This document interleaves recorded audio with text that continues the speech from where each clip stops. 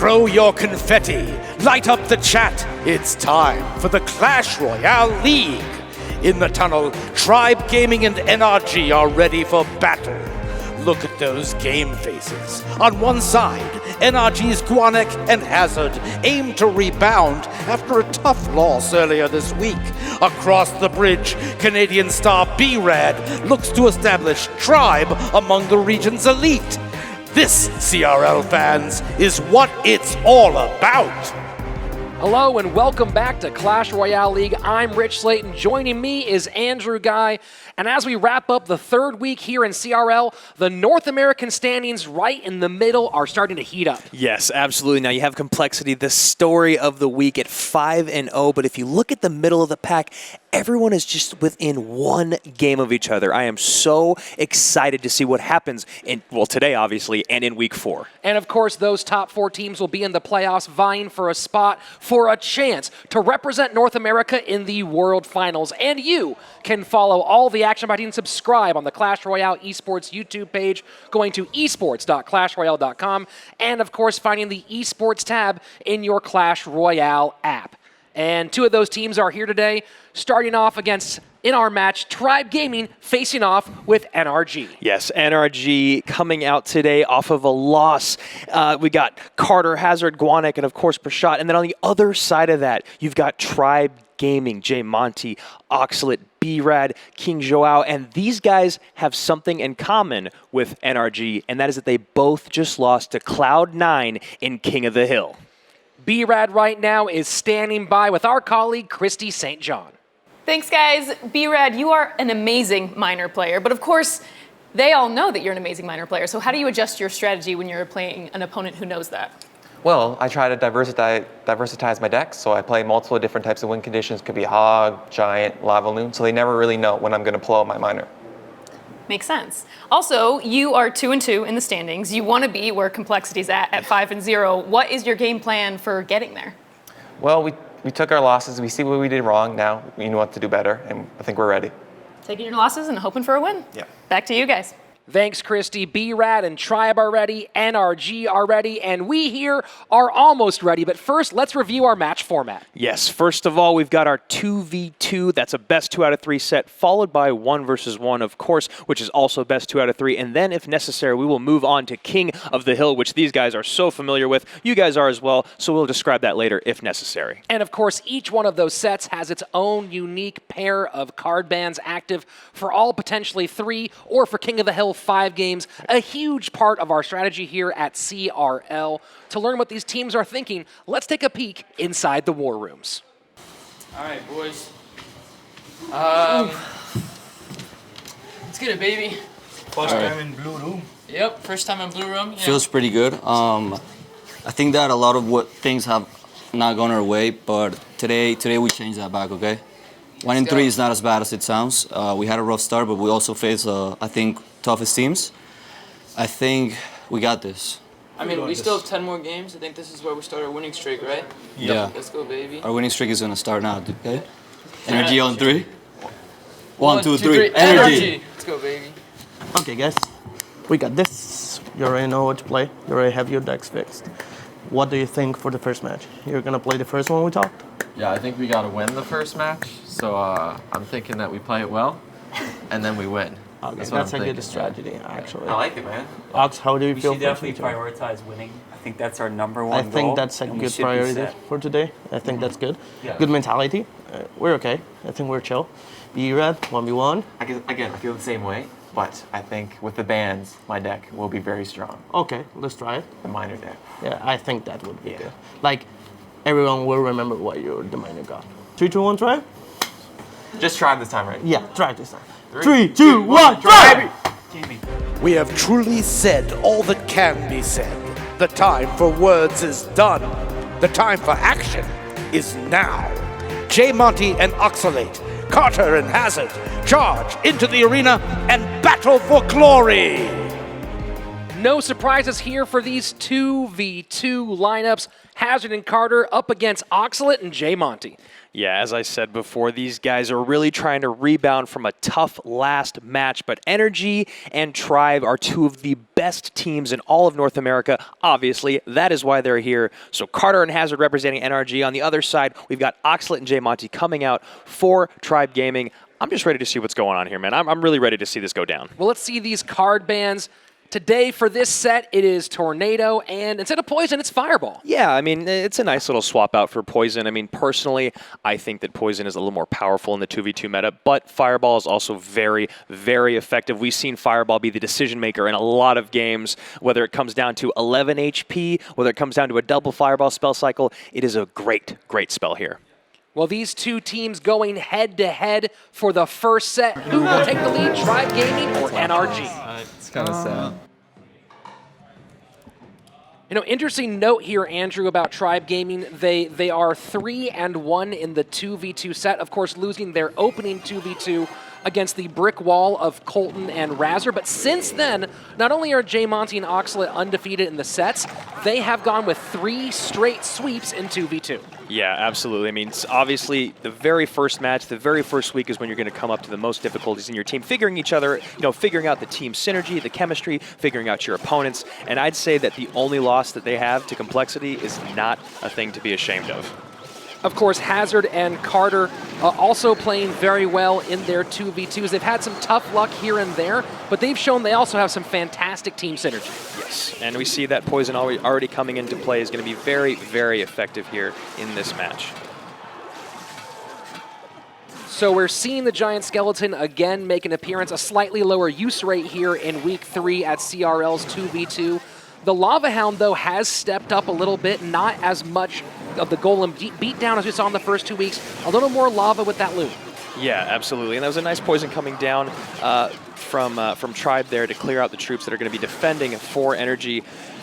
I'm interested to see when NRG is going to start using this Royal Giant and how they're going to bring that into gameplay here. Well, again, that's another really low use rate card overall. Of course, some discussion coming from the developers talking about potentially making some changes in the future to bring that card more into use. But we have seen it here in 2v2 make more appearances than in 1v1. Yeah, I mean, the card, you know, we all know what it does. It shoots directly at the tower from a very far distance. I don't even know if that card needs a buff, honestly, because when it is defended and protected, it can be so detrimental to a tower. I mean, you can do so much damage with one Royal Giant defended well. Let's see how they do right here. Well, speaking of detrimental, some huge damage onto the left tower of NRG, but we have that Magic Archer in the back. I don't know how long it's been on the board, but I'm going to assume right now it's been at least 15 to 20 seconds. Yeah, it's been there for a hot second, but I did not like that Royal Giant placement. Like, I understand you want to get some damage on the tower, but it just seemed like not a great allocation of their elixir. They seem to be playing from behind here, really uncomfortable, and I honestly feel like Tribe has a really commanding advantage right now. Well, we are only 30 seconds away from sudden death overtime, and with around now an about a 1,200 hit point lead on the left-hand side, it is Tribe in command. Can NRG's Hazard and Carter find a way to even this thing up as we go into sudden death overtime? Yeah, Tribe here honestly has, I think, enough spell damage to just play very strong defense and just spell cycle them out at this point. There's just no reason to play anything other than safe right now. Although, of course, now you have that Royal Giant getting a lock on the tower and how quickly it can actually do that damage. Yeah, I mean, bringing the tower into triple digits obviously doesn't feel great. Miner on top of the tower with the Poison is going to be bringing it down dangerously low. Wow, maybe I think they let off the gas a little bit too much. Well, you know, if you take a look at the board up on top for Tribe, the damaging spells that you talked about just weren't in hand. And so right now, all it's going to take is one big spell from NRG to finish this thing off. But again, we've seen spell cycle being an issue, the snowball. Oh, wow. There we go. Yeah. And that was it, just the Magic Archer getting target, sliding through, and taking that tower all the way down. Yeah, it's so crazy, and we've all experienced it many, many times, how one small push, this push right here, ended up being the game changer. The Royal Giant, the Giant Skeleton, cleaning up all those troops that are doing damage to the Royal Giant, getting the Poison down, the Miner behind, placing their flying machine too far up was a big mistake by Tribe.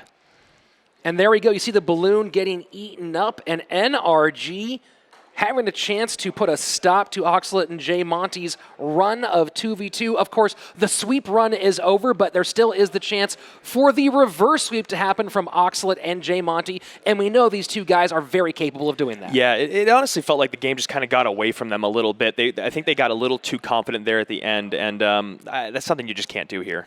NRG looking to improve their record, add another victory onto their score sheet. Can they get the step right here? Game number 2 underway, and you can see on the left-hand side of your board, NRG already has one logo up. They just need one more to head into 1v1 with the set advantage. Yeah, really odd first match there. It seemed to change favor so quickly, and it looks like maybe in the bottom of your screen, yep, there it is. There's a mortar. It looks like we're going to be running an awesome siege deck. I'm very excited. Esports Royale kind of put me on blast saying that Mortar Bait is my favorite deck, and I think I lost a good amount of followers there. Guys, don't hold it against me. Well, you know, you like what you like. You can't change that. We have two guys who enjoy Siege here at the deck for this matchup. And, you know, interestingly enough, though, taking a look at what they're facing, might that Mortar end up being more of a defensive card for pull rather than an offensive card? Well, yeah, I mean, they've each got it in hand, which is going to be great against this Lava Loon deck because they can place the first one down, get a couple hits away, and they can place the second and pull it towards the middle. Coupled with the rocket, I think they might be able to shut down that balloon entirely. Now, something interesting we've talked about a lot here at 2v2 is the mitigation of a matchup advantage with so many cards in hand. Might we be seeing one of those rare iterations where that is the case? I mean, I personally believe so. I know it's slightly a bias because I've played Mortar Bait so much that when I run into a Lava Hound deck, when I'm playing Lava Loon one-on-one, I'm actually stoked. I always feel like I'm going to take the match pretty easily. Now, the reason for that is because Mortar has such a great counter push potential in the opposite lane. Lava Hound is a big card, requires a lot of commitment. If you go into the other lane with your cheap cards, a miner in the back, demands a big response. Well, so far, the Mortar has not been the hero for NRG and Khazard. It's the Magic Archer taking a lot of damage down on the right-hand tower. As we approach double elixir time, they have a significant hit point advantage in the right lane. Yeah, and here's the thing, Rich, is they're honestly close enough to kind of miner spell cycle them out. Miner's 64 ticks every single hit. That rocket in hand with the snowball, with the poison, with the log, that's a lot of spell damage. Carter and Hazard trying to get some redemption. You know, they had that 2v2 sweep over Cloud9, but had some challenges once they got into the King of the Hill and the 1v1. Now they could again give their team the set advantage here in 2v2. An incredible, incredible defense led by a bunch of spells being used perfectly. Great communication by NRG Gaming. That was fantastic. Oxalate and J Monty now defending this tower down at 544. Andrew, what do they need to do here in the final moments to try to steal this thing? Chill, man. Oh, what does Tribe need to do? Divine Intervention.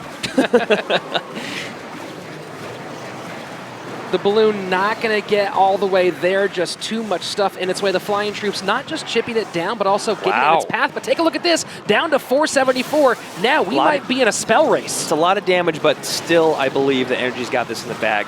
They got the miner behind, well played. They know what's going on.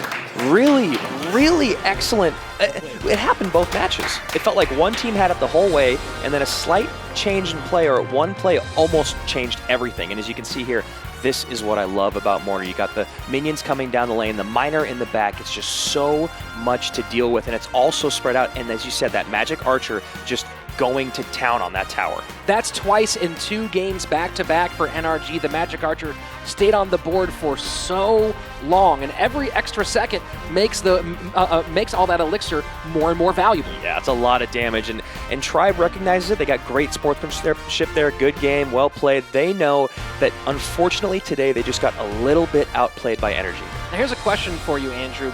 We've now seen Lava Loon trying to make some appearances in 2v2, but are there too many troops on the board for a balloon to really be that valuable in 2v2? You know, it really just depends on the spells, I personally believe, because it goes the same way. If you're doing a Lava Loon push and you've got a balloon coming down the lane and you've got all these lava pups around, you got a mega minion, you got ground troops, your balloon stays healthy for a really long time.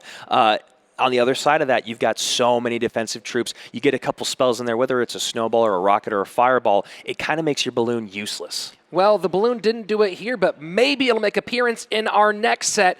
We have B-Rad going up against Gwanak for the 1v1. Tribe and NRG have crossed the bridge, and let's be honest, there's no going back now. The 1v1 showdown is next. B-Rad and Gwanak, the time for battle is now. Stepping up for NRG once again is the 3-time world #1 Gwanak facing off against the minor poison master B-Rad.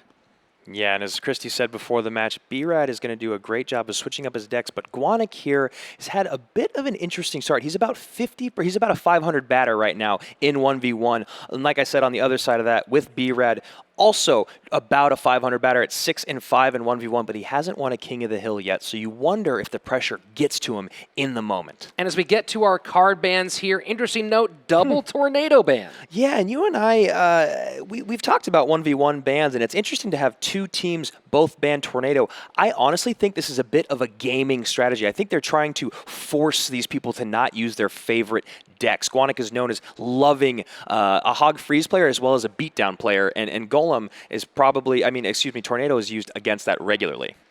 So what kind of changes will Gwanak make as we start this 1v1 set? Tribe fighting for their lives.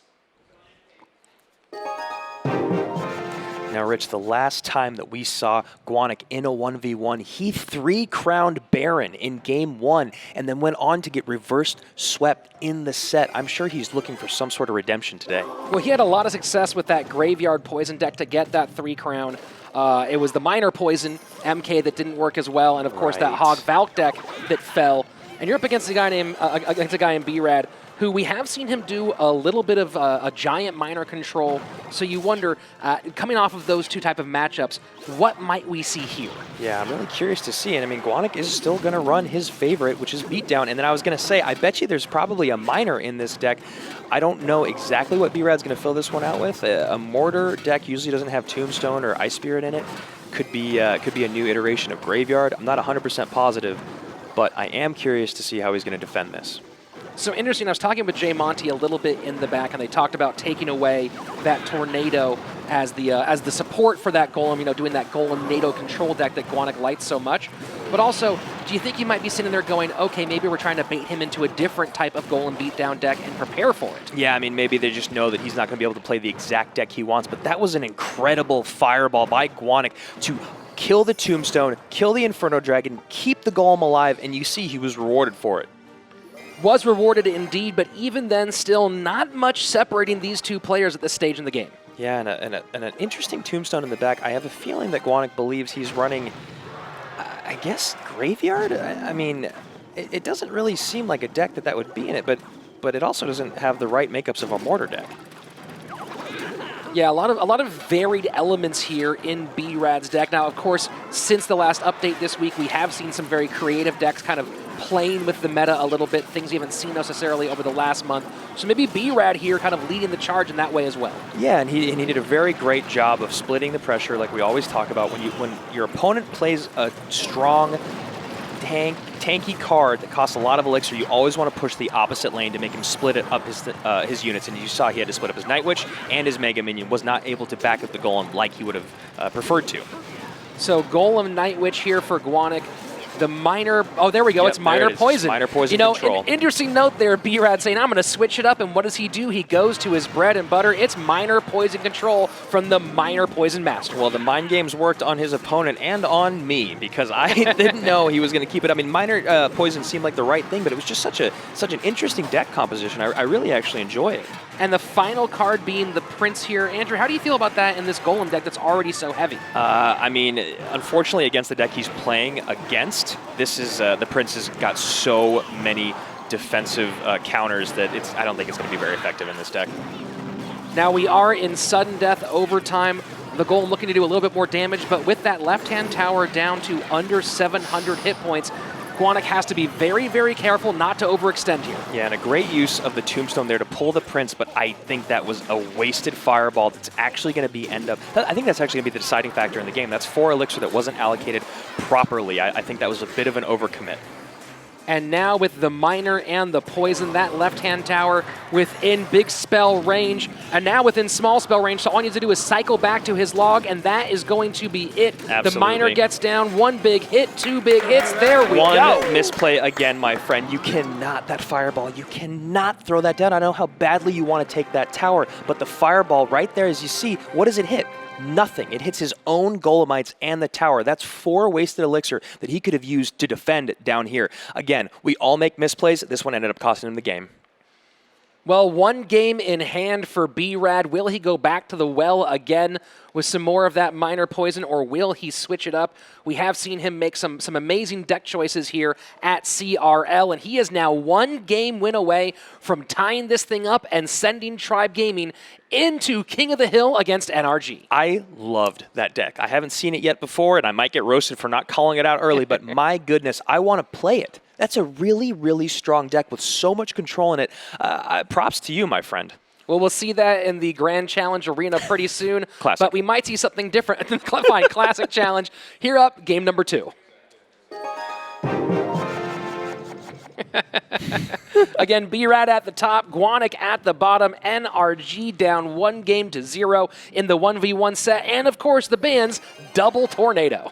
I got to imagine that B-Rad is feeling really, really great after that match. Not only did he play his bread and butter of the game, but it worked really, really well. You know, interesting note here, B-Rad has been leaning heavily on control decks the entire way through. You know, you got to wonder if that's sort of a comfort zone for him here. Well, there's so many options with control decks. It's not like if you just run a control deck, there's only like 8 cards you can play. There's so many different archetypes you can, you know, P.E.K.K.A control, Miner Poison control, Cannon Cart, Ice Wizard control. Now it's just so strong in the meta. The only reason control decks you might not like them is if you make a mistake early on and you're behind in damage, you can just be caught behind the whole game. Well, let me amend that, Andrew. That is now 5 games, if you count this one, in a row that he has run a Miner control deck of some sort. Against CMC, he had the Giant Miner control, he had Miner Valk iWiz control, again in that 1v1 matchup again. So B-Rad switching up how he does it, but still using his favorite card to perfect effect. Yes, absolutely. And a bit of an interesting early log from Gwanak. I understand exactly what he was going for, and it actually helped him get the Prince on the tower, but I think it left him a little bit wanting here on defense. Still okay, still about even, but I think he took a little more damage than he would have preferred. The Flying Machine getting across, but picked up nicely by the Goblin Gang. And they will head back the other direction, not do a whole lot of damage here. We are getting very close to double elixir time, and it's just a slightly over around 500 hit point lead right now for B-Rad in the left-hand lane. Yeah, it looks like it might be a Golem deck here coming from Gwanak, and then I do believe B-Rad's just running the same thing he did last time. If it's not broke, don't fix it. The Tombstone gets down, stops the Prince in his tracks, and there you go. You called it right, Andrew. It's the Golem Night Witch Prince deck making its appearance here in the second game. Now, do you notice the difference in this game is that they're going down the same lane? Now, it's a bit... B-Rad's still in a good position because he's done so much early damage, but you never really want to have to push into a Golem as a Miner control player, as a control player. Well, it's the Inferno Dragon doing some work here, taking down the majority of that danger from the Golem. The Golemites just barely getting death damage on the left-hand tower, and now at around, going to be under 600, maybe even under 500. I didn't see exactly where that started. Yes, under 500 hit points on the left-hand tower. It is Gwanak once again on the back foot here in game number 2. Yeah, and he can do nothing but laugh because he knows he's kind of not outclassed in this matchup, but he maybe didn't have the best starting hand, didn't have the best cycle, and B-Rad played it essentially perfectly. Gwanak is just laughing because he knows it's game over. They're going to have to go to King of the Hill. And we're just waiting for that final log, or maybe the Miner to do the dirty work, and that will be it. Yes, It is B-Rad coming through huge. You know, he has 2 fantastic teammates who already played in J. Monty and Oxalate, and that's the great thing about a team like this, is if some of the guys don't hit their best stride, you know you have another big-time pro there ready to clean things up. Yeah, absolutely. This is such a strong team, well-rounded. Just because they didn't have the greatest start in 2v2 does not mean that they can't take this match, as we just saw, pushing it to King of the Hill, a place that both these teams did probably not want to be in after their loss this last week. And there we go now. B-Rad, your winner, taking the sweep in 1v1 improving his 1v1 win rate to 8 wins and 5 game losses, and now sending his squad into King of the Hill. Yeah, King of the Hill, guys. In case you're not familiar with the format, each team gets to pick 3 players. Each of those players has 1 life. The first team to kill all 3 of the other players is going to be the victor, and we are going to figure out exactly who's going to be in that lineup as we hop into the war rooms. All right, so we find ourselves again in the Koth. Second time, baby. Let's go, baby. Hazard Let's go, baby. is going to start us off. Second will be the Italian Stallion. Gwanak. The beast. And 3, if we ever need Carter, we're going to have resort to you towards the end to close things up. Just in case. Just in case. Close things for us. I feel pretty confident. I trust you guys, each and every single one of you guys. So just go in there and play the game you know. Trust yourself. What's up? We're at the line in Koth. Second line. Right. Yeah. No. No, the Yacht. K, in the K. Oh. Yacht. Yeah, that's tough. You guys ready? Yep. Let's Ready do this for the thing. yacht. Let's go, baby. Easy. Wait, ready? Bring it in. NRG on 3. 1, 2, 3. NRG! Right, guys, we got this King of the Hill. We knew this could happen, so we already prepared this. The ban will be the same. Let's ban Tornado. This is our most comfortable ban. We're never gonna play that card, so you already know it. The first one will be B-Rad. We'll switch things up a bit. Let's keep that momentum up. Second, our Brazilian star, King Joao.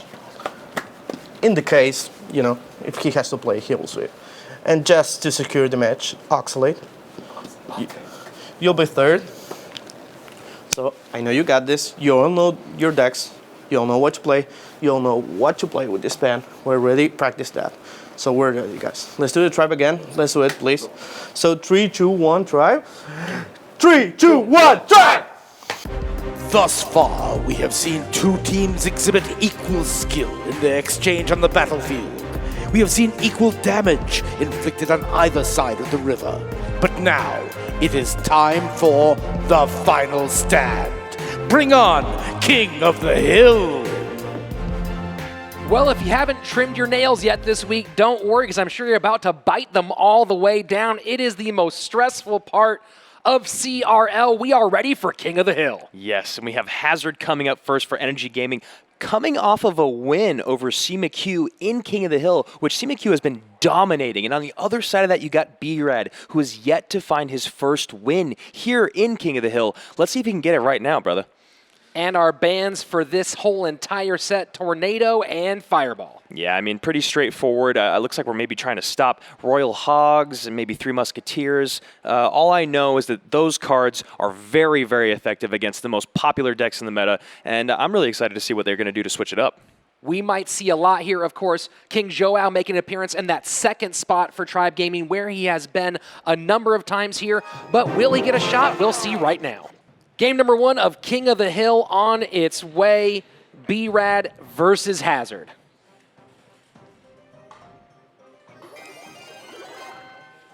You see that tombstone coming down from B-Rad, and you wonder if he's going to run the exact same deck that he ran in that successful one. It looks like it. And there you go. And, you know, B-Rad had made comment during that interview, we say it again, about not running minor, throwing people off, but here we go. And now I think this is, what, 6 games in a row where he has run some version of a minor control deck. Yeah, and we see these 3 Musketeers come down. You got to think it's got to be coupled with Royal Hogs, which... Honestly, B-Rad has a decent answer to with that Tombstone, but if he's running the exact same deck as before, he might have a little bit more trouble defending. Remember, without Fireball, that really changes the tenor of this deck, because usually you're forcing someone to make a decision of where they play the Fireball on the 3 Musketeers or on the Royal Hogs. But now it seems like Poison on the 2 of the 3 Musketeers is kind of a clear choice. Yeah, it's going to be what he has to do every single time, and actually a great drop by the Hunter there, picking up the Miner, taking it out, but those Rascal Girls did get on the tower for, I'm sure, more damage than Hazard would have liked. And now down to 16-18 on the left-hand side. Hazard, you know, we're going to see him take his time over and over again. I think build up that 3 Musketeer in the back and then and support it, or at least do kind of a secondary attack with those Royal Hogs. Yeah, I mean, if I'm Hazard, what I'm going to do is I'm going to play pretty chill throughout the first, or for the next 30 seconds till I'm in double elixir, and then once I'm in double elixir, that's when I'm going to start hitting it hard every single time. If you poison my Musketeers, I'm going to put an Ice Golem in front of them, I'm going to put a Royal Hogs in front of the other one, like I'm going to come at you in both lanes relentlessly. So from a defensive standpoint, besides the poison on the 2 Musketeers when they split in the back, what do you think the secret here is for B-Rad defending this 2-tiered push? Keeping your Rascals alive, separating them so that those girls can pick up and keep hitting those Royal Hogs, and saving your Tombstone, keeping that in cycle so that every single time he drops the whole Royal Hogs in the center, they will run towards it, as you see he's doing there. I don't know if I'd be dropping it early, but I'm sure he doesn't want to just keep it in his hand. B-Rad getting a little bit from that miner. And now, you know, we have this Inferno Dragon here. When you're looking at the board, where do you see the Inferno Dragon playing a role? Honestly, against this deck, the Inferno Dragon is really just going to be great at taking out a Valkyrie. It's not going to get a great amount of utility. However, Hazard doesn't have a ton of responses to like resetting it, for instance, like with an Ice Spirit or an Electro Wizard. So it will have great utility if it makes its way down the lane. Awesome log. And again, it's the Royal Hogs getting through and that lone Musketeer taking care of that Inferno Dragon. But as we get into sudden death overtime, it is B-Rad with the slight lead. Yes, and this is where it gets dangerous. So now he's used a poison, right? So he's about 7 elixir, and now you know the double push is going to come. He's going to get an Ice Golem, exactly. Ice Golem down, Royal Hogs in front of the other one. Oh, he's going to actually go with the Valkyrie instead because we got Rascal split in the back. Hazard getting into enemy territory, but will it be enough? You know, again, we see that miner sneaking into the back and no Ice Golem pickup this time around. Yeah, awesome poison there by Hazard. And he doesn't have any ways to pick up the miner if he misses it initially. I want to note that little micro play there, Andro, with the log pushing the hunter over just enough to de-aggro from that miner and get a couple hits on the tower before it died. Yeah, and every single hit matters. We know that adds up very, very quickly. And here we go. While it's not a perfect defense, the log combined with the Rascals doing enough work to mitigate the damage from that Royal Hog push. Yeah, and he's got the Hunter down in the back. The Valkyrie up front is a decent defense, but that's a little bit more elixir than he like. He could have been able to defend all of it with just the Valkyrie. Now, Anderson here, the poison coming out to stop that Hunter and the Valkyrie. But now, does that leave him in a bad position trying to defend not only this, but the next cycle of the 3 Musketeers? You know, Rich, today in the EU and in NA, we've seen a lot of spells being used a little bit prematurely and a little bit aggressively. And you wonder if he's going to regret using these poisons and not saving them for the 3 Musketeers. Because if I'm Hazard right now, I'm thinking this 3 Musketeers split push is my last chance. Oh, but he's going to go all in one lane. I love it. This is even more aggressive than I thought. Tombstone down, log over it. What a play. That's tower, bro. Oh my gosh.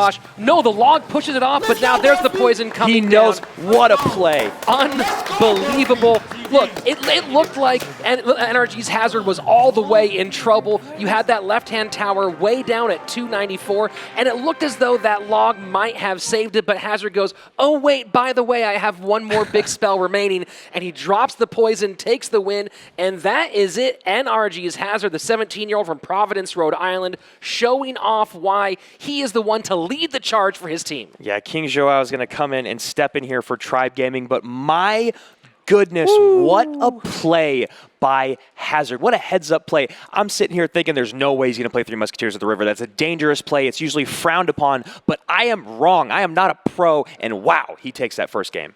And here we go into game number 2, the Brazilian King Joao stepping up for Tribe Gaming.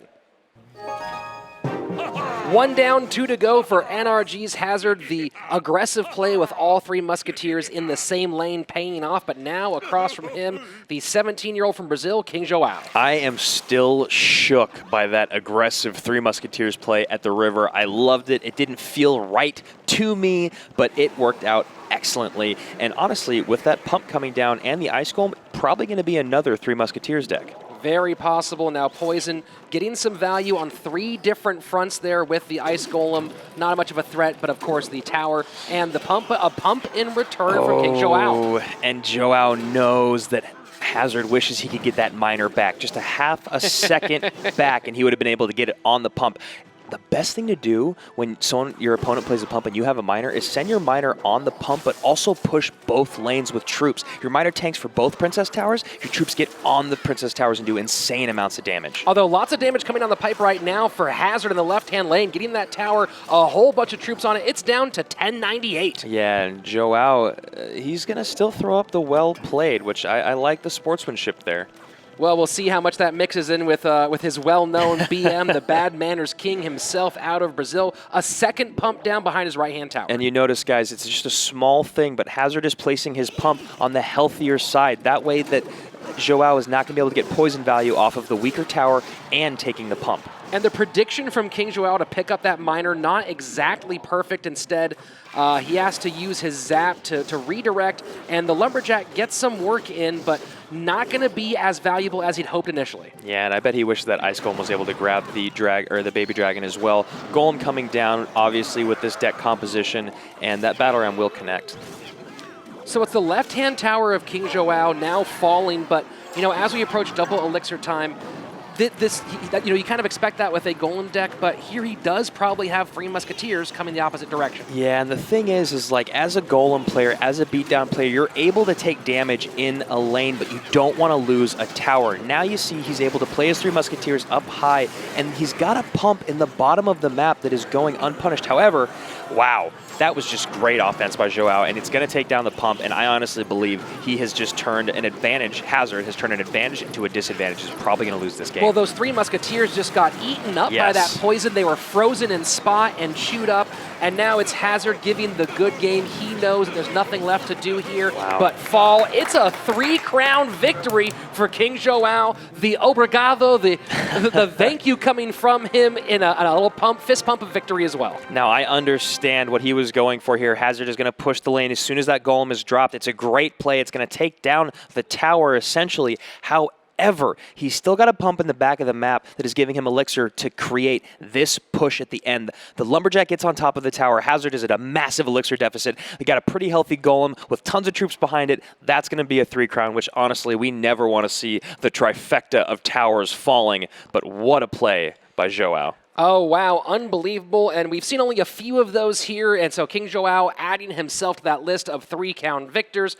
But now he is not done. Next up for him, the Italian Gwanak standing up for NRG. Yes, Gwanak here has played in a King of the Hill game, but he did not win it, so he's going to try and redeem himself here for his team. A matchup you might expect in the finals of the World Cup. It's Italy versus Brazil, Gwanak versus King Joao. Both teams with only 2 remaining, Andrew. But right now, neither player even thinking about that, just going, I need to look at the man in front of me, and King Joao already throwing out a whole lot of tears. Yeah, Joao is known for playing these heavy beatdown decks, and you saw the dominance last game with Golem. You wonder if he's going to come out with Lava Loon this time, but seeing the Spear Goblins, probably not. Gwanak with the Spear Goblins at the bottom of your screen. The Goblin Gang coming down for King Joao at the top, and we will see a little meeting of the Mega Minions at the river, but it's the Split Hogs for the Brazilian. Yeah, you wonder if maybe we're going to see a giant Three Musketeer deck here coming from Gwanak. And from Joao, who knows with those Royal Hogs.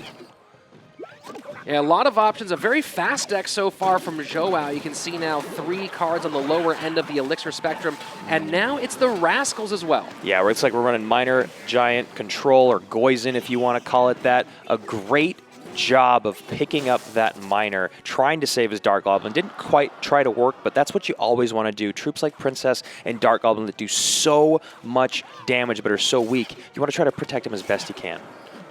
Now, interesting note here with the Zap in the hand of Gwanak. Now, of course, you have a certain style of deck construction, but in this case, do you think he almost wishes he had a log there instead of that Zap? Yeah, probably. You know, with this matchup, a log would be great. He'd be able to pick off the Goblin Gang, the Dark Goblin, the Rascals. A log would be much better for this matchup, but he doesn't have the cards in hand, and Poison does do very well against Rascals. So the big spell, Poison for Gwanak. We have not yet seen a big spell from King Joao. Maybe we'll see that happen. You know, again, he's been dealing with those Royal Hogs, and we haven't seen him throw anything yet that's specifically designed to beat those down. Yeah, it appears these guys are still really trying to figure each other out and expose the weakness in the other teams, or the other player's deck. It's going to get some pretty good poison value here, I believe. Excuse me, sorry. It's Gwanak does have the big spell for those Royal Hogs. And again, coming down the left-hand lane as there's been so much spent on the right and doing a good job of just taking chunks out of that left-hand tower. Now, you'd think the Hunter would do a better job against the Royal Hogs because of its splash damage, but 2 of the Hogs are going to soak up all the hits while the other 2 stay very healthy, and how quickly the Hunter attacks is pretty slow. So we are just 30 seconds remaining in regulation time, halfway through, of course, our double elixir period. And that is not what he wanted right there. Go ahead, Andrew. Sorry, I was just going to say, it's just he's playing a giant at the same time that he's going to play those Royal Hogs. It's just not exactly. He would have rather had the Prince down instead of the giant and then maybe played another troop to pick off the rest of the Hogs. Now he's only at 266 health. Of course, he does have a ton coming down the left-hand side, so if he can make some good use here, he might be able to get enough on that tower, 266. It is in poison log range, so you kind of see Gwanak here on his back foot, and with that push dying, this probably is pretty close to being finished. Yeah, absolutely, and you know right here, Joao is playing the Royal Hogs as a very safe defense. He's not really too worried about losing that tower. He knows the game is right here within grasp. He definitely played it a little close to the teeth there, and he knows it with a look at his team. He almost blew it. Right there by the skin of his teeth, King Joao sliding on through. You saw that right-hand tower all the way down to 174, and just as I was about to praise his calmness, how collected he was and not overcommitting to the defense there, just getting his offense done, just by a half second or so, he barely sneaks by with that tower. Yeah, I mean, we've all done it before where we think we're completely safe, but that Prince does so much damage with that initial charge, and every single one of those stabs with what is that thing called again? The Prince? Yeah, what the lance? The jousting? Yeah, the lance. There we go. I couldn't remember what it was called. Your that Lancer. Hurts. But Carter's coming back. He's going to try to bring it home for NRG right now, going into the last game of King of the Hill. Maybe. Now, despite his #2 finish at the North American CRL Combine, Carter, we have not had a chance to see a lot of his head-to-head work here in this competition. The only thing we've seen is in King of the Hill that lost to CMQ, who was playing a surprise Expo deck. Yeah, and in that, I believe Carter was playing a log bait Prince deck that we've seen actually be pretty successful here in CRL. It just didn't match up well against CMQ, and also CMQ's favorite deck is the Expo deck, so you wonder if it was matchup, you wonder if it was just the amount of experience they have playing those cards. So here it is, Carter, the 16-year-old from Daytona, Florida, doing his best to keep his team in this thing, extend it to one more game, and now playing with the Magic Archer, really going to get eaten up by that poison, though. Yeah, he's got a lot of cards that are pretty susceptible to poison, but that's the point. You got to pick and choose. Do you fireball, or well, since you don't have it, do you poison the Royal Hogs? Do you poison the Zappies? Do you poison the Electro Wiz and the Magic Archer? You got to pick your poison. No pun intended. I think, let's be honest, Andrew, I think that pun was fairly intended here. And the cry emoji coming from King Joao, and sometimes with him, you never know. I feel like you know that it's mostly going to BM, but maybe it's because he didn't feel good about a moment, but let's be honest. Yeah, we know that Joao loves to BM. He loves to get in his opponent's head, and especially if he has the matchup, then he really likes to put the pressure on. Now, interesting play here, Andrew. You know, we haven't seen the entirety of King Joao's deck yet. What do you think about playing this P.E.K.K.A. up high like that at this stage of the game? I mean, I don't hate it because I think Carter knows that Joao's maybe running that because we've seen this deck kind of run so far that Joao's running where it has, I think, a graveyard. It was the last card. I think it was run the other day. I personally don't really understand how this deck works together, and we actually haven't seen much success from it. So maybe, just maybe, Joao will make it happen for us. And there I said it, the graveyard coming down. I don't get this deck. Well, I mean, it is a graveyard poison deck, but the one thing that I think that you're talking about missing is where is the big troop to soak up the damage from the tower and from other troops when it comes across the board. Yeah, and don't get me wrong, I completely understand that the Mega Minion, the Ice Golem, and the guards have a decent amount of health, but it's just not the same as what comes in these other decks with like Cannon Cart and Valkyrie, where they have so much more. So even with the P.E.K.K.A. kind of being almost a non-issue here for Carter in his deck, when you're looking at this, do you think he has enough answers for that graveyard deck and enough offensive weapons that he can take this thing? Yeah, I mean, if you look at it, the towers are basically super healthy. I think what he's going to try to do is get the P.E.K.K.A. down the lane. Electro is behind it as he's doing. I'm just kind of like talking over what he's doing. But what he's trying to do is get the Magic Archer to clip the tower from far away while the P.E.K.K.A.'s tanking. I think that's going to be his best way to get damage in this matchup. The Royal Hogs obviously is another great way, but he keeps bringing him to the middle. And as you can see, they haven't really broken through. Well, you look at how fast King Joao's cycle is, only at 10 elixirs, so he seems to be able to get that Inferno Tower down so quickly every single time, kind of negating the usefulness of those Royal Hogs. Yeah, and the thing that we forget about the Inferno Tower is how strong it is, how much health that building has. You don't realize that the Hogs stay there for a really long time. An Inferno Tower plus a Mega Minion with those guards stopped the Royal Ghost and 4 Royal Hogs. A really, really efficient defense. Well, not only that, Andrew, but now let's take a look at this at the cycle of Carter, and you can see only 2 cards under 4 elixirs. So trying to beat that Inferno Tower to the punch of those Royal Hogs going to be very difficult, near impossible for Carter in these situations. Yeah, the nice thing for Carter, for Carter, is that he has the Electro Wizard. He has the Zappies to keep resetting that Inferno Tower so that his P.E.K.K.A. can be a little bit more nefarious than it normally would be in this type of deck. Do you think a big part of this as we go deeper into sudden death overtime is going to be Carter trying to force King Joao to make decisions on when and how to use that tower? Yes, I mean, absolutely. I'm really trying to figure out how Carter is going to take this. Now, he had one good breakthrough with the Royal Hogs there, but every single time that he puts this P.E.K.K.A. down, it gets kited away. He's just got such great defensive capabilities here in King Joao's deck. Now look at that, the P.E.K.K.A. doing some tanking Wow, for the Royal Hogs. that is a some lot. significant damage here, and the P.E.K.K.A. Wow. getting some hits. Now we are in a series. I was about to explain, that just so you know, there are no draws here in King of the Hill. It is lowest tower loses, lowest single tower. So at this point, Carter in a pretty good position. He can make a choice. He can either go after that tower and try to close this thing out, or he can believe in his defense and just keep anything else from happening to that left-hand tower. At the moment, NRG's Carter is in the driver's seat. Yes, he is very much in the driver's seat. Joao is feeling the pressure. There's no BMs coming down right now. He is too focused on the game, and he's obviously still in it. As we've said many times here at CRL, a graveyard getting on the tower and all those units connecting can be the end of it, but Carter has that poison that is such a powerful response to Graveyard. Poison after poison after poison. Now, we talked earlier about this quicker cycle of King Joao and how valuable that was, but it really hasn't seemed to affect Carter that much. It seems like he's always had the cards he's needed when they've been important. Yeah, and Joao knows that this game is just out of grasp. Now, it's not really that he played this poorly. I honestly believe it was a bit of a matchup advantage for Carter just because he had so many troops that were so strong. They have so much health, and I still, this deck, this Musketeer Graveyard deck, I don't really like it. All right, so the Royal Hogs coming down. We have only 20 seconds left, and there's the GG. Yep. You can see King Joao has no elixir left to defend against that.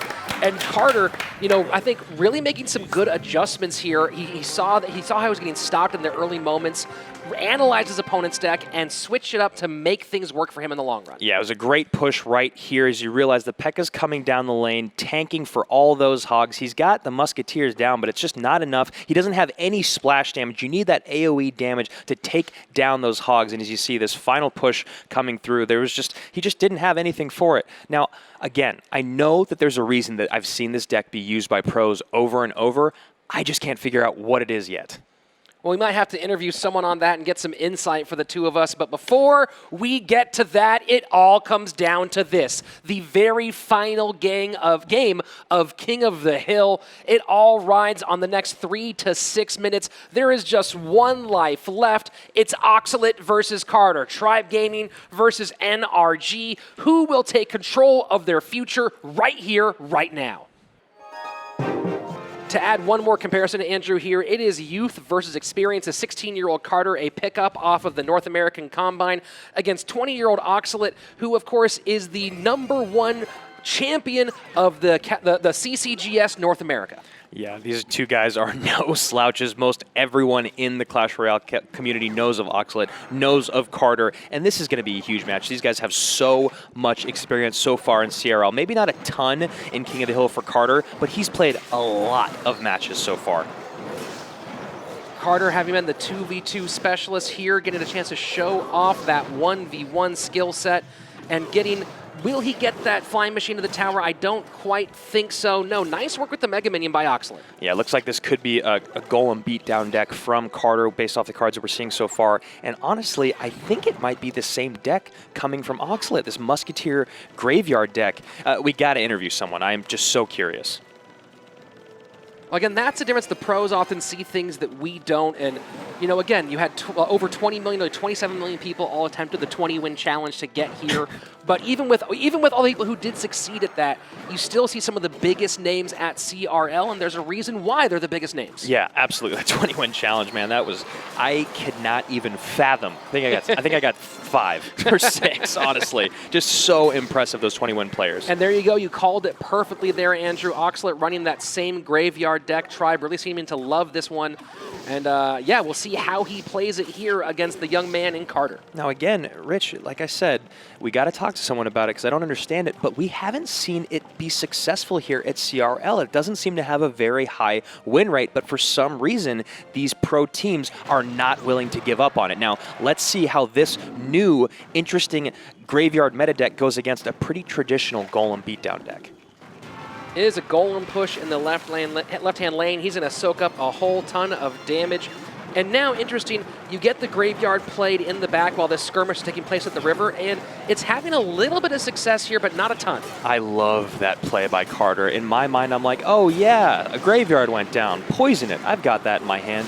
No, drop a Lumberjack. You get a better utility unit on the field, and now, if necessary, you can use your poison on offense. He doesn't need to, but that Lumberjack staying alive and being played early is a huge reason why that tower is going down right now. And now we are halfway through the first chunk of our double elixir time, almost to sudden death overtime, and it is Carter who is on the brink of clutching this thing for NRG. Yeah, I'm giving Carter a pretty big matchup advantage here. Now he's dropping the poison now because his Golem's behind the tower, so this way he's going to use the poison, and now he can drop every single unit he wants to support it behind the Golem. Really, really great heads up, masterful, cautious play. And we saw the Inferno Tower now has target, and there's the zap. Notice how long Carter waits to throw that zap down, not being over-eager using it too early. Yeah, guys, remember, if you're playing at home, that Inferno Tower, you usually want to wait about 3 seconds before you zap it. That way you can get the most utility out of whatever it's targeting. Give it full 3 seconds, zap, set it back to 0, and your tank's going to live a lot longer. Now remember, Andrew, there are multiple phases for how that Inferno Tower works. Yes.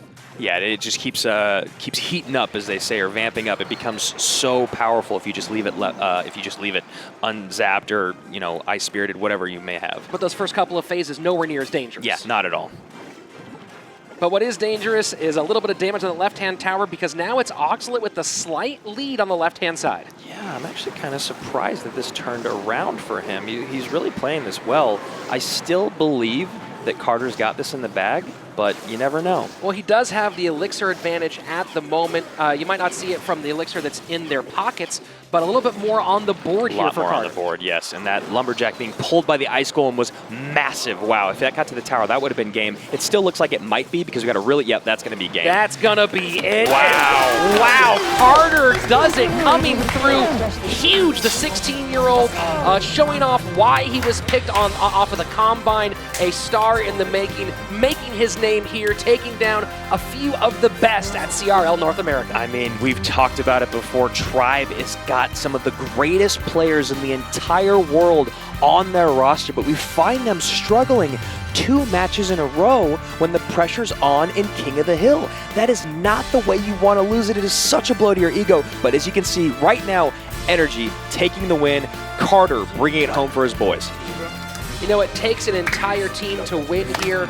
And, you know, it kind of feels, NRG is one of those teams people have been talking about where they go, they have not played to their potential yet. But we see here in the high-pressure moment, this very young team stepping up. And let's take a look at this replay. There is just so much on the board, and the reset there on that Inferno Tower making enough room. The Lumberjack goes down, gets everything a boost, and this was a big chunk on that left-hand side. Yeah, this is when it all started to go south for Oxalate, and then you go and you fast forward a like a minute more in, and this is where he just didn't have enough elixir to keep responding. You got the Baby Dragon, the Mega Minion on the Musketeer. Now Flying Machine's in the lane. Like, what am I going to do? We have yet to see that deck win. That Musketeer Graveyard deck, I don't like it. I don't want it anymore. And standing strong, fists up. I feel like he's ready for 3 more of these. Carter being the hero today and helping improve his team's record. And as North America moves towards the middle of the season, a win here is just so important. Yeah, as we jump into these standings, we see exactly where this places them after a huge win over a very respected team. You know, you have complexity at the top. Everyone's in the chase for that. Cloud9 at 3-1. And again, remember, you only have to be in the top 4 to make the playoffs. Yeah, and the middle of the pack is where it's so exciting. These teams that are all within a game of each other. Every single one of these wins and losses is so monumental. You wonder about the misplays. You got to go back and think about all the things you could have done differently. But you know what? The day is over. The match is set. And today, Tribe just didn't have it. Now, Andrew, let me correct you here. The day is not over. Yes, our day is not over. We have a lot more coming your way. Right up next, it's Immortals versus CLG. Again, the battle for those 3rd and 4th spots. Still really a pitched battle between all these teams. And these are 2 squads really capable of making a stamp on this league right here, right now. Just when you didn't think it was possible, I will make it so. Match 2 is now. On one side of the bridge, the Young Gun Skills, veteran Backstab X, and Counter Logic Gaming. Across the river, a red-hot Immortals team, led by the ice-cold Royal and the always spicy Crap. This one is anyone's game. Anyone's game indeed, King. Of course, we're still reeling from what we just saw between NRG and Tribe Gaming. Dude, it has been an insane day between all the EU and NA matches today. There have been so many nail-biters, so many close calls, 11 HP differences. I cannot wait to see what happens today with CLG and Immortals. Now, Immortals coming up first here. We got it seems like they've probably found their gruesome twosome. They've played them 2 times in a row. I don't know who they're coming out with today, but the reason I mentioned that is because on the other side, you've got CLG, who seems to be sticking only with Backstab and Geo. Now, these guys were the 2nd people in the world to complete that 15-win 2v2 challenge. So I see why they don't want to break up their formula, but they've had kind of a tough time these days. Yeah, but again, you have some of these fantastic players. Of course, Backstab X, the Clash Royale North American Open champion. Right. And to hear more about what his plan is for today, he is standing by with Christy St. John. Thanks, guys. So you have a 2-2 record. Immortals also have a 2-2 record, but they started off weak and are now coming up strong. You started off strong and went the opposite way. How are you going to turn this around for a win for CLG? Oh, man, definitely. I think that we are more confident and more ready to take this next match. We practice a lot harder, and yeah, I'm just super excited to see what we got. Of course, and you are a great 2v2 player, and little known fact, you were the 2nd in the world to win the 2v2 challenge. How do you have such great and almost immediate synergy with Geo? I had no idea I was the 2nd in the world to win that 2v2 challenge, but yes, I wish I was the 1st, but you know. But Geo's like, he's just a bro, he's a really nice kid.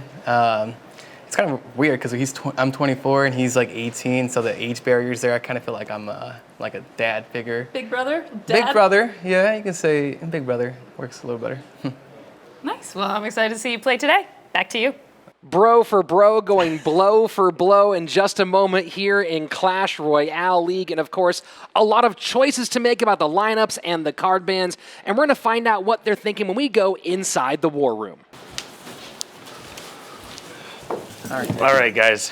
So I think what we really need to do is we're going to play video games.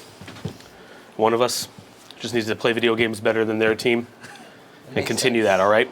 So you two, you're going to start video gaming hard, and then you're going to carry it to the end, all right? CLG on 3. 1, 2, 3, CLG! All right, sit. Let's go. We only have 4 on the team? I always thought we had a 5th guy, you know? So listen, you guys have been sucking in practice this week. You guys are such a bad team.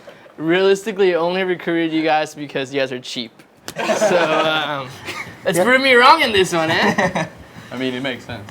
It does, man. I would as well. Yeah. Good luck, boys, and let's do it. I am your king, and this is a royal decree.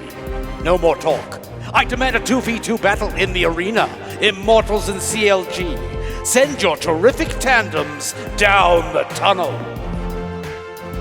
And as the pairs are revealed, no surprises here. Both teams going with what we expected. You have Geo and Backstab X for CLG, and Crap and the God RF for Immortals. Yeah, Geo and Backstab really working great together. Same with the God RF and Crap, but you gotta wonder if they should try to switch things up. Some of the other teams have talked about how even though the duos have worked, they like to mix it up so their opponents don't know how to game the strategy. Well, mixing it up just a little bit lately are the card bans. Poison, of course, banned over and over and over again. Right. But this week we've seen a lot of Fireball banned in 2v2, Andrew. Yeah, I mean, the Fireball is so great against the Three Musketeers. It's so great against the Balloon, the Lava Hound Pups, and also, of course, the Royal Hogs, which have seemed to be one of the strongest cards in the entire CRL right now. Well, we'll see why that Fireball's banned in just a couple of moments when CLG goes head-to-head with Immortals. And we are off the first game of this 2v2 matchup. Immortals, the God RF, and Crap at the top of your screen. And at the bottom, it's CLG's Backstab X and the Italian Geo. And there are those Royal Hogs right away, knowing that Fireball is out of play. Just a fun way to start the day. And you know what I was just thinking about is how Backstab and Geo are coming off of a last-second loss to the wall that is Colton and Razor. They were so close to taking that from them, beating the undefeatable duo. I bet you today they really want to make a name for themselves. Trying to make a statement here, and double Flying Machine might be a good way to that route. We have seen how devastating that card can be, especially here in 2v2. Double Flying Machine, double Magic Archer, two very, very high skill cap cards. Excited to see them both in these decks. Those Royal Hogs did a decent amount of damage on that top tower for Immortals, right tower, excuse me. So far, looking like Geo and Backstab X may be running the exact same deck, potentially. We have not seen that here in 2v2. Yeah, just a straight up mirror deck would be pretty cool. I mean, that's the thing. No one knows exactly is the right answer. No one knows what the perfect solution or perfect deck composition is, and we see more and more things working every day. I love it. Well, so far it's the twinsies paying off here for CLG. I don't know for sure if they are both running the Royal Hogs. I need to keep an eye on their hands. It looks like they are, though. Yeah, the double Royal Hogs, the double Lightning, it's just a lot of damage that's going to be coming down on that tower. Every time they just keep sending the Royal Hogs down, you know, they're going to freeze on defense, which is not ideal, which probably means they're running Graveyard in there somewhere. And then those Royal Hogs are still going to get to the tower. And you know what? The Royal Hogs are about to be back in cycle for Backstab. So here we go. Down under 600 is the right-hand tower of Immortals. CLG finding a great rhythm here, running twin decks up against what we've seen as a fairly common beatdown meta from Immortals. Yeah, it's the Golem, Giant Skelly, Graveyard, Freeze deck, which, again, we talked about this in switching up your strategy. Maybe Backstab and Geo saw this composition come out so much, they know Magic Archer's going to clean up all of those bats and hit the tower. Who knows? Maybe they just picked out a perfect way to counter it, and it looks like it right now. Well, but don't forget, we do have a Graveyard coming down. There's probably a freeze behind it. So the right-hand tower here of CLG could be in trouble potentially. Yeah, great use of the guards there in a tornado to really ensure safety on that right Princess Tower. Excellent defense. They really wanted to activate that King Tower. Not going to happen. The Inferno Dragon on it. That tornado was a miss. But don't you worry, there is definitely enough spell to get that right-hand tower down by CLG. Wow. So we will be heading into sudden death overtime. And CLG with a pretty significant lead here on the left-hand side. Yeah, I really don't like that rocket. I don't know if Immortals had lost sight of the fact that they were going to lose that right tower no matter what. It seemed like that rocket was a desperation move to save the left tower, thinking that they were going to win the game. I really don't like that. I think it was a horrible trade, and they're going to pay for it right now. Yeah, just waiting for that final spell here. Geo, the Italian, and Backstab X out of Long Beach, California, showing that they can work together here from all the way across the pond to take out this duo from Immortals.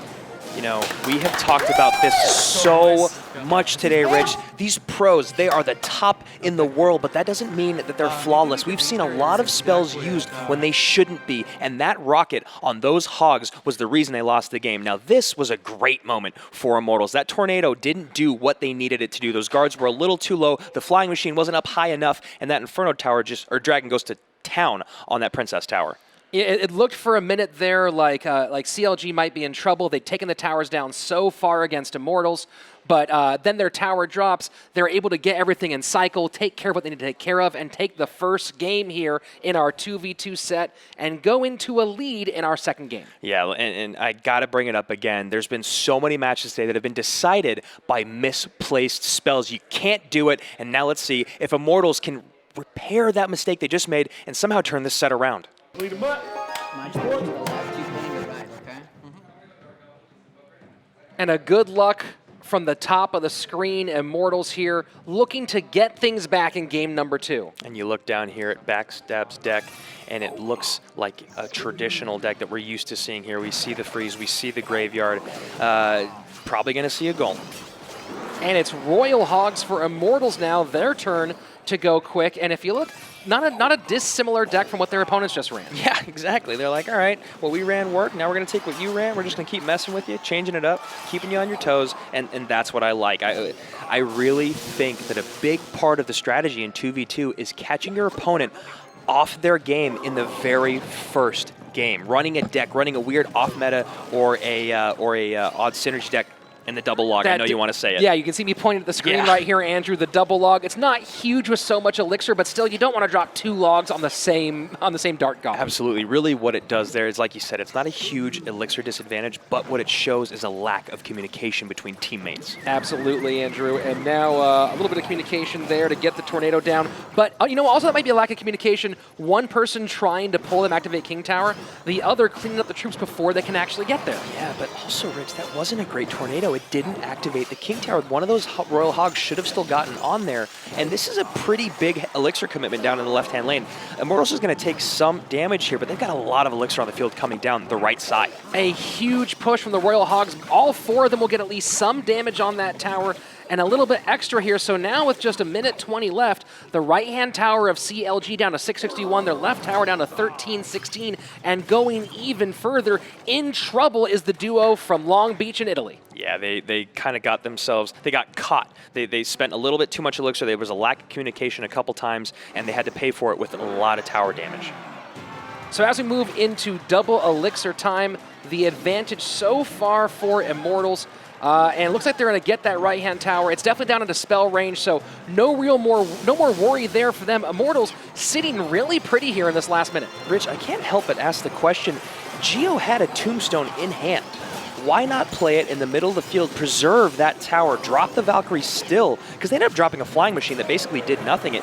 Again, another pretty big misplay in my mind. Well, now they have the double magic archer. We're hoping to get that on tower, but those slightly off-centered plays with the Mega Minions preventing any damage. And now the tornado is going to stop it for a second, but that left-hand tower going down too, that's going to be it. Game number 2 in the books for Immortals. And you can see him toggling to the tombstone. He's just not getting it down in time. He should have played it after they tornadoed those Hogs back. I don't understand. They've got a great counter for the Hogs, and he's just holding it in his hand. I don't know if Geo's just not thinking or if he's got a different game plan, but that did not work out. And there we go. It is all tied up in our 2v2 set. Immortals tying it, and we're going to a game number 3 here in a hotly contested 2v2 opening set. This is what I'm talking about right here in this replay. You see Geo has the tombstone in hand. He had the elixir, yet he still decides to make a different play. Get those Hogs to the center of the map. Again, right here, played a tornado by Backstab. He's got the tombstone in hand. Drop it in the middle, and it keeps him off the tower, at least to survive a second longer. I think those were 2 huge misplays by Geo. I'm interesting, again, you talk, it's all about communication. We've seen some communication. And look at that, 0 building elixir played by CLG. And you got to wonder, like, what was the deal with that tombstone? He had it in his hand the whole game. You got to at least play it once just to get it out of cycle. Look, I'm no pro, and Geo, I love you, man, but that did not seem like the best way to run that match. Well, they still have one more opportunity here in the 3rd and final game of 2v2. Will it be Immortals or CLG going into the next set with the advantage? Good luck from Immortals. And at this moment, we've seen so many times today, Andrew, that sometimes it's better to be lucky than be good. Yeah, absolutely. There's been so many close calls today, whether it's a spell or like a skeleton or a magic archer or a flying machine. It all boils down to this, man. So now we have, again, sort of a bit of an interesting pair. 2 flying machines against 2 Inferno Dragons. And now we see that Tombstone coming out to take care of those Royal Hawks. The Tornado game is just off today for CLG. They're really trying to get that King Tower activated, and it's just not happening for them. I know how frustrating that can be. Well, you know, again, you talked about, again, communication is going to be the buzzword for this matchup. And or for this 2v2 set, and we've seen almost like sort of a disconnect here, where CLG can't seem to decide if they want to Tombstone or King Tower Tornado these Royal Hogs. Absolutely, and that's one of those things, as we've seen, Rich, in this game is so, or in this set, excuse me, it's so imperative. The communication is so important, and it just feels like Geo and Backstab are just a little off today. Well, no significant damage. They do have a slight lead on the towers as we go to the midway point of regulation time.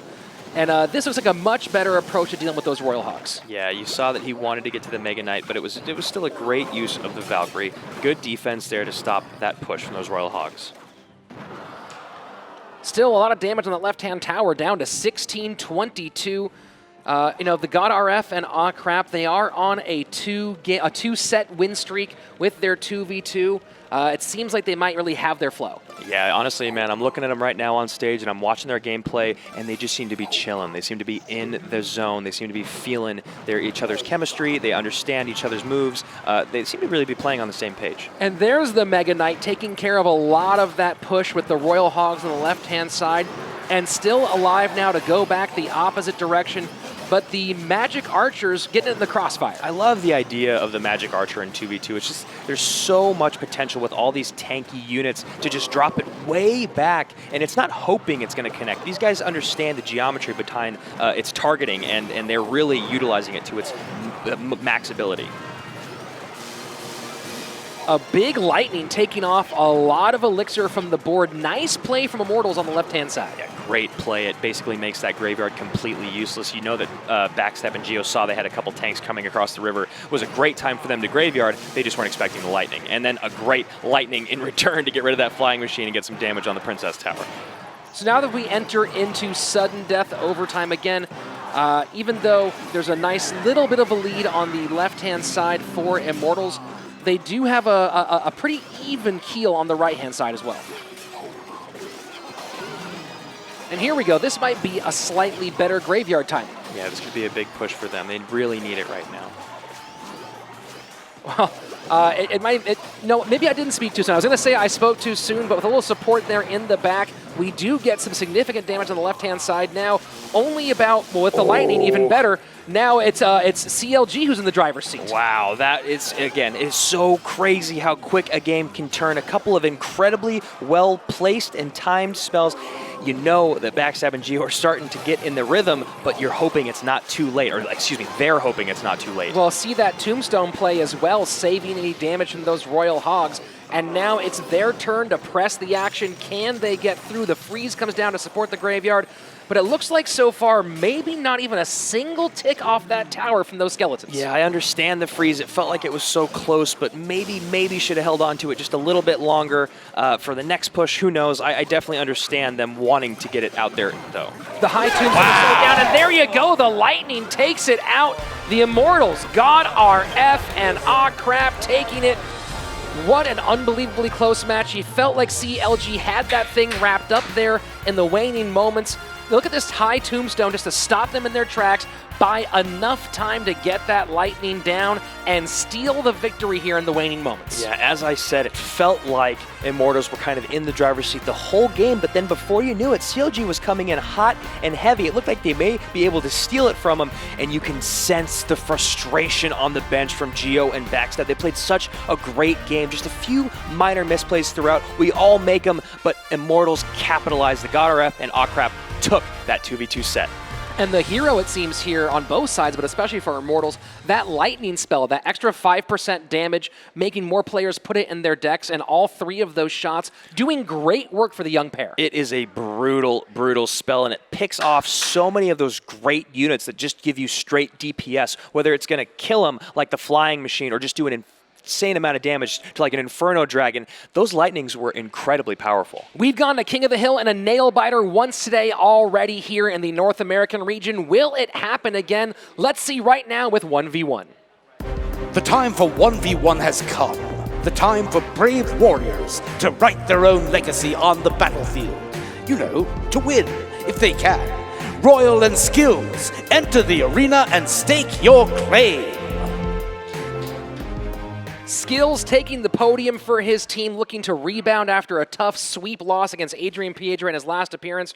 Royal, though, feeling the love so far after that nice reverse sweep coming from behind against Vulcan of TSM. Yeah, absolutely. These guys have run a bevy of different decks, and you know that Skills loves that Graveyard Poison deck. He also loves a Golem Beatdown deck, but neither of them has he found success with. And on the other side of that, you've got Royal, who's found mixed success with bridge spam decks and also beatdown. I'm just really curious to see what they're going to go with based off of their varied levels of success throughout this tournament. Both guys with pretty even win rates so far here at CRL. Now, the ban card's interesting. Tornado we've seen a few times, but look at that. The Prince making its way onto the ban list. Yeah, I mean, maybe, just maybe, someone was paying attention when those that Adrian Piedra, a new meta, happened, and that Prince behind those rascals was so devastating. I just think it's become such a powerful card. I don't want to have to deal with it yet. I don't really know how. Get it out of my way and out of my face, but face-to-face, these two players are right here in 1v1.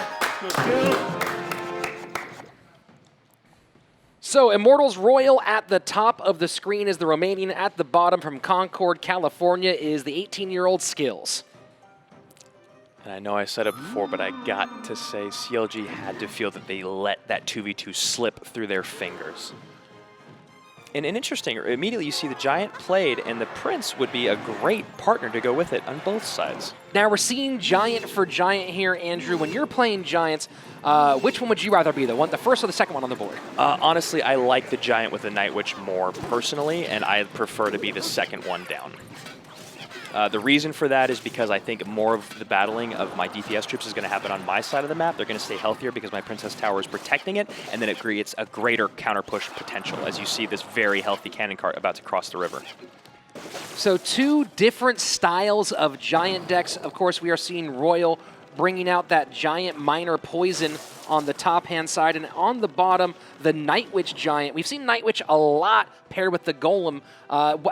Is there any difference in how it works with the Giant? We've seen it a handful of times with the Giant as well. I personally like it more with the Golem. I just think it provides more utility in the sense that the Night Witch is going to stay alive longer and spawn more bats because the Giant has less health than the Golem.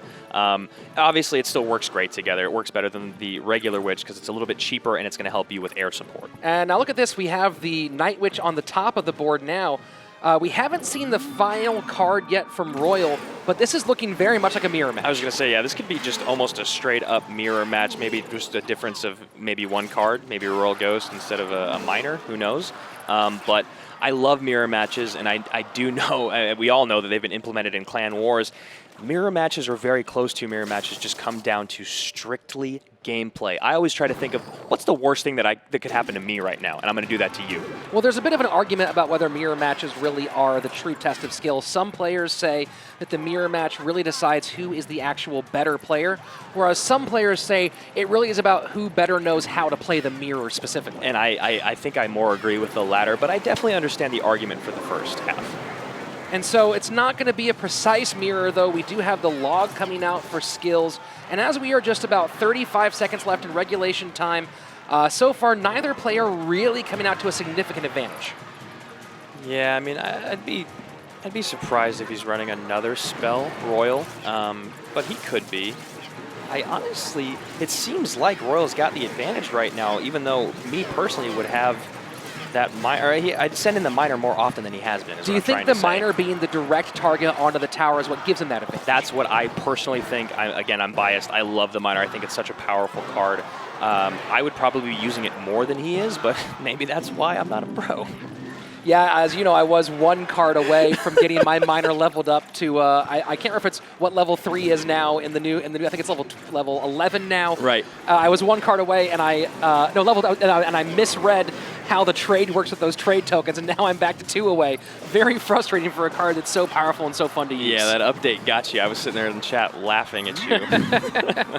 Well, no danger here for Royal. Of course, we are playing at tournament standard, so all cards are at level 9. And that miner going to keep on trying to sneak that into the back and take advantage of those openings as they present themselves. Yeah, it seems like Skills here is having a really hard time figuring out how to break through. He's going to obviously keep trying different things, but it seems like he's kind of just keeps running into a wall here. Although, take a look now, Skills is finally getting some damage through and pretty much evening things up here as we get to just 2 minutes left in our sudden death.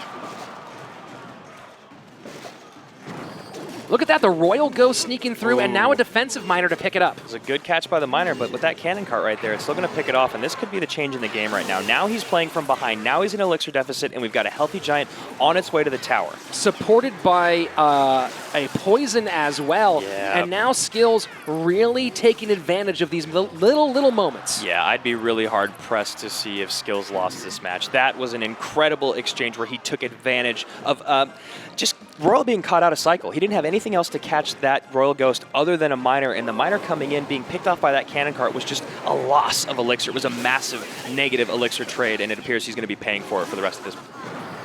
And now at 312, it looks like it's going to be at 285.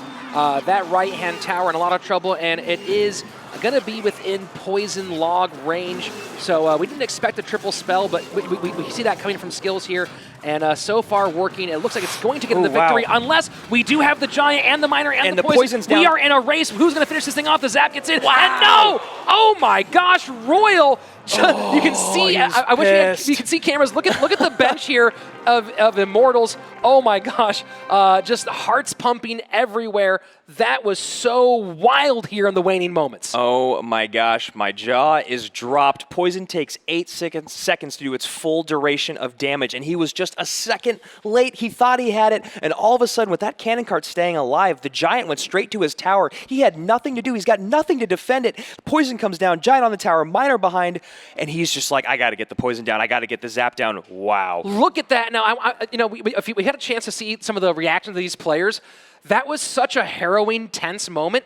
They could barely even find the emotions to celebrate. Even Royal stealing that game, you saw him, there wasn't a smile, there was a celebration. There was more just a sense of relief. Oh my God, my heart is still pumping. Yeah, well, it was one of those moments where here in the studio, we're trying to see which lights are going off because it's so close. We don't know who's won the match, and you know that hurts. Here we go, Royal up 1-0. Can Skills tie things up in our 1v1 set? You know, Andrew, you were talking about that cannon cart, and there's the question here, you played that in a traditional spot there in the middle, but might it have been better in the lane so it could have died and taken the aggro off the tower? I personally believe so. Now, I don't know if it even would have died, but I think that was his only chance. Distracting that giant for even a half a second would have made that last tick come through, and he would have had the game. Now, look at this. This is a great trade of elixir. Positive for Skills. He's got a healthy P.E.K.K.A. walking down the lane, and Royal just burned through 2 of his units. And so all right, hi. Hello, P.E.K.K.A. Meet P.E.K.K.A. Now, let us qualify that for a second. Hindsight is 20/20. Yes, in the moment, sir, it really looked like Skills had that thing all wrapped up. So don't take us saying that we knew better. It's just one of those moments where you look back and you go, oh, just a couple of tiles difference could have saved that game. Yeah, and so far we're seeing very, very similar decks here. I'm just excited to see how this plays out. That first match was so freaking close. Well, that's how it's been all day here at Clash Royale League, and it's some of the joy that we get to announce this thing. And right here, a little bridge battle going, but with the first minute and 15 seconds down, so far no one's drawn, okay, a slight first blood here on the left-hand side. Yeah, and it looks like we're maybe running a P.E.K.K.A. miner control from Skills and maybe like a P.E.K.K.A. bridge spam iteration from Royal. Very possible, and there you go. I do like seeing the E-Wiz played in the back. You don't see that very often, and again, we've talked about it here before. For some of you newer players who want to always take advantage of that Electro Wizard dropping down with the big first hit, but you'll see the pros often play it out of range, instead using it to control from distance. Yeah, that stun ability with the Electro Wizard is so powerful against all units, but especially tanks. The best players in the world know exactly when to drop it on units and when to play it behind their Princess Tower.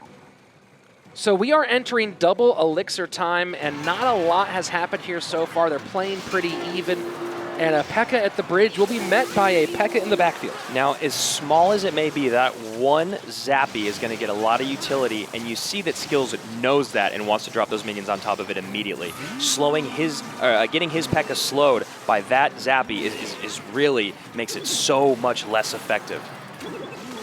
And the Royal Ghost getting pulled to the middle by that set of Zappies. And again, as we've seen more here, and this was a discussion that we've had kind of ad nauseum to a certain degree, the Zappies now making their appearance more as a direct counter rather than a push from the back. Yeah, absolutely. And I like that. And, you know, the cards are always getting tweaked, and Zappies are still very, very strong. Great use of the poison there, pre-poison to make sure that flying machine goes down quick. And now here we go. As we move into sudden death overtime, Skills taking the first real significant bite out of his opponent. Yep, and I was just going to say those Zappies are probably going to come down right behind it because he knows how effective that is at slowing down the P.E.K.K.A. So here we go. It's Royal overloading the bridge and now trying to see if he can sneak that ram all the way through to the tower. Will he get the last hit? And he does. That is a huge moment here. Yeah, that was a really, really heads-up play by Royal. I know that Skills wanted to poison that, but then with the battle ram coming in, he knew that the poison would be too much elixir and not a great enough response, and now he has taken a commanding lead. Down to 766, the well played from Royal. You know, maybe a little bit of Josh in there here in these waning moments. Do you think he feels like he has this thing sewn up? Yeah, I mean, that's one of those well played, like, well, you could have played that better. But, you know, like I said, you got to throw those jabs when you can, and you got to, you never want to take the pressure off your opponent. You need to win. And, you know, as we just saw, things can change in the blink of an eye. Just because Royal has a significant advantage does not mean something crazy couldn't happen here in the final seconds. Yes, and that's what I was talking about earlier. He wanted to get that poison down to get rid of the Zappies and the Bandit and the Electro Wizard, but he still didn't have enough to tank earlier. That's how he wished that defense went before. Looks like it's going to be it, though, at this point down at 364. So close to being done. Just a couple of spells. 2 fireballs will wipe this thing out fairly easily. Royal just has to defend here, get those spells and cycle, and not make any crazy overreaches or mistakes. Yeah, again, with so many matches being so close today, this is going to be a heartbreaker for Counter Logic Gaming. This is for the match right here. Royal, all he has to do is get 364 more hits on that right-hand tower, and he will seal the victory here for Immortals and carry his team one step closer to our playoffs. And Skills is still making great plays. The Miner in the back to pull Royal's P.E.K.K.A around, hoping that his own P.E.K.K.A could get on the tower. Really a last chance effort, and it's just not in the cards today, unfortunately, and it appears that Immortals is going to pull off the sweep. Just going to get these cards moving through here in the next couple of moments. Just waiting for that last fireball. It's got to be close and cycle. There it is. Yep. Immortals. Royal now doing a great job with his 1v1. And we talked earlier today about why they set this lineup. Immortals really feeling like this was the mixture that they wanted. And here we go. It shows it once again, paying off now on a 3-match win streak. Yes, Royal taking the win there, and they're going with the strategy. I want to stick with what works. Other teams like to switch it up and keep their opponents guessing, but if it's not broken, why fix it? Immortals with the sweep. These guys have got to be feeling great. And a tough game again for Counter Logic Gaming. Really such an unbelievably talented group of guys there. Just haven't quite found it after their early success. Yeah, there's such close games, such small misplays that really come back and bite you in the butt. And if we look here at this first push that I was talking about, he wanted to get a poison down on top of those units in the back, but he realized he needed to stop the battle ram. But he didn't stop the battle ram. He didn't poison the units. The barbarians get on top of the tower. That flying machine gets one hit in. It's almost an insult to injury. And then you see here, all he's got to do is spell cycle out for the win. Immortals with a sweep going into week 4. You know, you focus on that ram in those cases, but it really feels like in that final game that the Zappies were the MVP for Royal. Yeah, he really did a great job of putting those Zappies down behind his P.E.K.K.A, making it so that Skills' P.E.K.K.A just could not do the same amount of damage. It's P.E.K.K.A meets P.E.K.K.A, but one of them has got a major advantage. So 3 matches in a row, and I don't know if this is 2 or 3 times in a row at this point, but we're going to keep interviewing this guy because he keeps putting down fantastic performances. Standing by with Christy St. John is today's once again hero, Royal. Thanks, guys. Royal, 3 wins in a row. How does it feel for you to sweep? How does it feel for your team? It feels great, especially because we are 0-2 and now we are 3-2. Hopefully we'll be able to keep it up. And keep it up, I hope you will. So tell me, that first game, it was so close. You had a mere matchup. How did you capitalize on your opponent's deck and get it in the last seconds? I mean, the first game was really, really close. He got me throughout the game and then I finally managed to win, but I think he deserved it more. Really? That close? You gotta give it to your opponent. He played it better, but I think he overexpanded in the end. Those tiny mistakes will get you. Yeah. Back to you guys. Thanks, Christy. Well, this one might not have gone all the way to King of the Hill like our first match today in the North American region, but a heart pounder nonetheless, especially that first game in 1v1. Yeah, just incredible matchups. Even in the 2v2, there was just so many close calls. You know CLG is going to be thinking back about all the mistakes they made. And Immortals, he even admitted that he was outplayed, but then he overextended. So looking at the rankings here, you see these guys are still in 3rd and 4th place. They're feeling okay, but you don't want to be fighting for that 4th spot. You want to be secured in the playoffs. You want to be sure that you don't have to be fighting at the end of the season. You need those early wins. And for more of that action, of course, you can come back with us next week on Tuesday the 11th at 6 p.m. Pacific Standard Time for more Clash Royale League. Of course, you can catch all that action by hitting subscribe on the Clash Royale Esports page, going to esports.clashroyale.com, or opening up that game that I know you love and swiping to that tab for Esports, where you'll have all the information and access right there as well. For Andrew Guy, I'm Rich Slayton. We will see you next week back in the arena. Bye. Today, the action in the arena took things to a new level. To the next level. I mean, I am having the most fun I have ever had in my life. And I've been around, I've seen things. These players have nerves of steel. And the battles continue to bring us to the edge of our seats. Quite simply, the Clash Royale League rocks. And we have many more battles ahead. To watch it all, subscribe already to the Clash Royale Esports channel. And remember, if you're all alone and you feel a chill on your skin, watch out for the Royal Ghost.